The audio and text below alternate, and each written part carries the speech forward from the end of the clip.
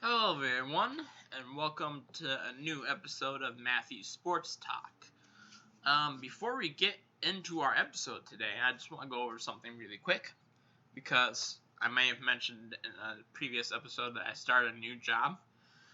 I'm actually an assistant manager now at Lids, the hat store and sports store. I consider it to be a sports store, but they consider it to be a hat store. So I'm an assistant manager there at the Mall of America on the second floor. So I just want to go show you guys some of the work I got done. I mean, it's my first hat that I got there, and then I got some custom work done. That's my initials, an Old English font, MTH. And then on the back I got Minnesota State outline with 612 on it. Minneapolis area code. So, just wanted to show you guys what is all there. So yeah, let's get to sports, because you know what finally happened? The week 12 of the NFL season finally got completed. My last episode was on Sunday, so there was 2 games that took place since then. One of them on Monday night, the Seattle Seahawks beating the Philadelphia Eagles, not surprising. The result was surprising. They only beat them 23-17, but still, it's like, oh gosh. The NFC East is just mind-boggling how bad the NFC East is right now. It's just mind-boggling. The best that they can do is 4-7. You got the New York Giants and the Washington football team. The team that has no damn name is tied at 4-7 at the top of the division. So best case scenario, probably isn't going to happen, but best case scenario, one of those 2 teams wins out and wins the division at 9-7. Best case scenario. Most likely it ain't going to happen. Most likely it's going to be a losing record winning this division. Ugh. The Eagles could also win out and be 8-7-1, which is even worse. The Cowboys can at best get, at 8-8. So it's like, ugh. The NFC East. Why are you so bad? But anyway, moving on. And then the game yesterday. Wednesday afternoon football in the NFL. It must be 2020. The Steelers won over the Ravens. I'm sorry, that kind of sounded surprising, but it was surprising. It was 19-14. The Steelers beating the Ravens, with Ravens essentially having their whole second team playing. Second team and sometimes third team playing. So, yeah, Steelers, even though they're 11-0, not really looking that good. I saw this post by someone on Facebook and they just absolutely ripped the Steelers. But, I can show you it. It's right here. Pretty much it says Steelers cakewalk schedule. So it says, beat Daniel Jones and the Giants. Barely beat the Broncos. Beat Bill O'Brien. Beat Carson Wentz. Beat overrated Browns. Bailed by refs versus Titans. Barely beat the Ravens. Barely beat 3-8 Cowboys. Beat 2-win Bengals. Beat Jake Luton of the Jacksonville Jaguars. And barely beat Ravens practice squad and third string quarterback. It's not wrong. That's the sad part. That is all completely true. The Steelers have a remarkably bad schedule. But hey, it's the NFL, so you should get credit for going 11-0 anyway. But I'll get into that later. So yeah, that sums up week 12. Talk a little bit fantasy football. Like I said in my previous post, Both of my teams win, and I didn't need any more things to happen. But guess what? They did. So my Skull Squad won pretty much 180 to 131. On Monday, Chris Carson got me 13.9 fantasy points, and then on Wednesday, Chase Claypool 11.2 and Eric Ebron 12.4, which I really didn't need any of that, but it happened. So, and then Minnesota Canes won 129 to 117, and Chase Claypool got me 11.2. So, what can I say? It was a fantastic week for me. Not just the fact that the Vikings won and stayed in the hunt, but the fact my fantasy teams did so well. Tyreek Hill and Patrick Mahomes are just my BFFs right now. So, anyway. Moving on. We got the power rankings right here. Let me see if I can just... So you see Jets at the bottom. Followed by the Jaguars, Bengals, Cowboys, Falcons, Chargers, Lions. I think that says Broncos.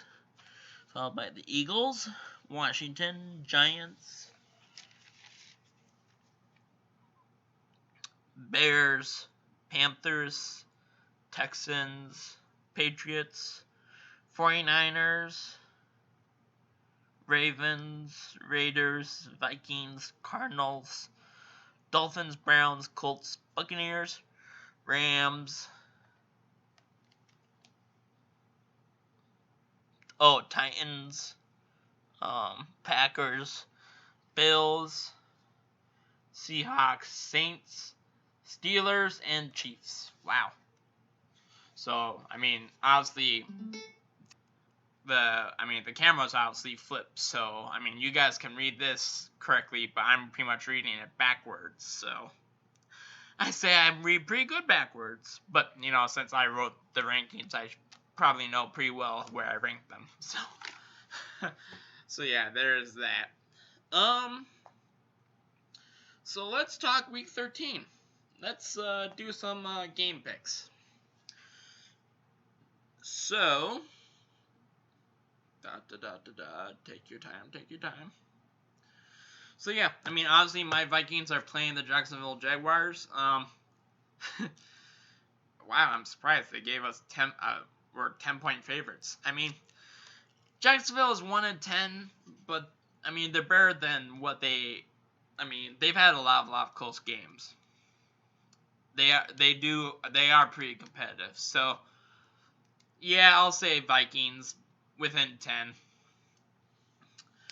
You got the Saints against the Falcons. Kind of surprised the Saints are only 3-point victory on 3-point favorites. I cannot talk. Okay. I say Saints within 10. Bears and Lions, I could personally care less. Both teams are just sucking right now. But hey, just for shits and giggles, I'll say Lions within 6. Just to screw with Bears fans. So funny. When I was at work last Sunday, the Bears had the Sunday night game against the Packers. I had so many Bears fans in the store. I'm like, where the hell are they all coming from? And so many of them would be like, no, we're going to crush the Packers. I'm like, you guys are so funny. So yeah, but anyway, I could personally care less. Browns at Titans. That's an interesting game. That game could be interesting. Especially for the Browns. Browns, if there is ever a time to prove that you're for real, this is it. But I don't think it'll happen. I'll say Titans within 6. Bengals versus the Dolphins. I'll say Dolphins within 10. Raiders at Jets. I originally would say Raiders by a whole margin, a whole huge margin. But the way they laid a goose egg against the Falcons last week, it kind kind of makes your brain think a little bit. I'll say Raiders, though. I'll say Raiders within 14. Colts at the Texans is actually a kind of interesting game. I'll say Colts within 6. Rams at the Cardinals, I'll say Rams within 6. Giants at Seahawks, I'll say Seahawks within 10. Eagles and Packers, I'll say Packers within 14 because the Eagles are bad. Patriots at Chargers, ooh, that's a tough one. I'll say Patriots within 6. Chiefs against Broncos. Chiefs against Broncos. I'll say Chiefs within like 20. Yeah. And then Monday action. Got 2 Monday night games. Got Washington and Steelers. I'll say Steelers within 10. Then Bills at 49ers. Ooh. I'll say Bills within 6. Then Tuesday night game, got Cowboys and Ravens. I'll say Ravens within 10. So that's my Week 13 predictions. So, what else do I want to talk about? Oh, yeah. So another thing that came across me is this. This is on Justin Jefferson's Twitter feed. Talking about how Kirk Cousins this season has a better passer rating. Well, I shouldn't say better. Has the best passer rating in the whole NFL. You look at, he's number 1. Patrick Mahomes is number 2. That's 1 and 2 for fourth quarter passer rating this season. So I just wanted to make a note for all those Kirk Cousins haters out there. Kirk Cousins is actually a good quarterback. The problem is that the offensive line just sucks sometimes. And the other thing is that, and this is noticeable, you can see this. If Kirk Cousins is forced to put the game on his shoulders, that's when he starts to make mistakes. If he doesn't have to worry about having to throw every single time in order to win games, he'll be all right. That's why when Dalvin Cook is out, or if he is limited in his production, that's why Kirk doesn't look so good, because he's forced to do things that, So Kirk plus, and it doesn't even have to be a plus a solid O-line. Kirk plus a productive Dalvin Cook equals victory. So people can just stop hating on Kirk. Yes, he does seem mediocre at times, but most of the time he is solid. He is solid. And yes, I know, I think he's overpaid. But the numbers are there. You just have to look for them.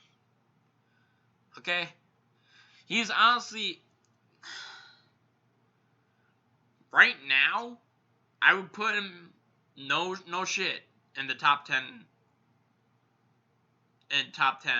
quarterbacks in the league right now. I mean, he'd probably be at like number 10, but I'll still put him in the top 10. There are several QBs that most of the time are better than him that I would not take right now. I mean, I can for sure name the quarterbacks that I would take ahead of him. I would take, obviously, Patrick Mahomes. I would take Aaron Rodgers, Russell Wilson, Deshaun Watson,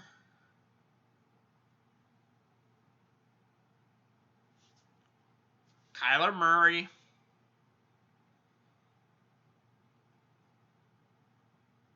yeah, see how much I have to think? Oh, Drew Brees, Tom Brady,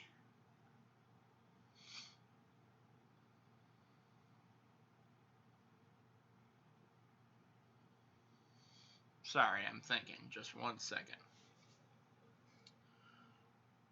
Ben Roethlisberger.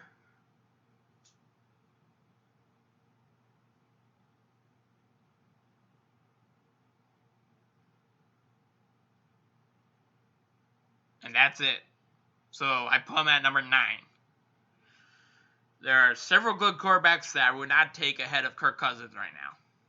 Like Lamar Jackson, Derek Carr, Ryan Tannehill. Those 3 that you would think would be ahead of Kirk Cousins, I have below him right now. So, I am done with this shit, okay? Kirk Cousins thrives as long as you don't put the weight of the game on his shoulders. End of conversation. So, yeah. So, there was another thing that I actually wanted to talk about. Coming from the world of soccer. I know. It's like you don't hear me talk about soccer, but there is soccer, you know. The Minnesota Loons, or I should say Minnesota United. Loons is their nickname. Very, very quietly making it into the conference finals. I know, I was shocked. Tonight they were in the semifinals against the number 1 seeded Sporting KC, number 1 seeded in the conference, and they beat them 3-0. I was like, oh my gosh, hello people, Minnesota might have a championship team on their hands pretty soon. So on the 7th, which I think is this upcoming Monday, is conference final against Seattle. And if they win that, then on the 12th, which is a week from this Saturday, they'll be in the finals. So watch out for that, because that would be something to make note of. But yeah, no, that would probably be the end of this episode. Sorry it got split into 2 parts, but yeah, I know I was kind of worried I lost audio, but I hope it's working good now. So yeah, stay tuned for another episode in a few days. Until then, this is Matthew with my custom Vikings headwear from work, signing off.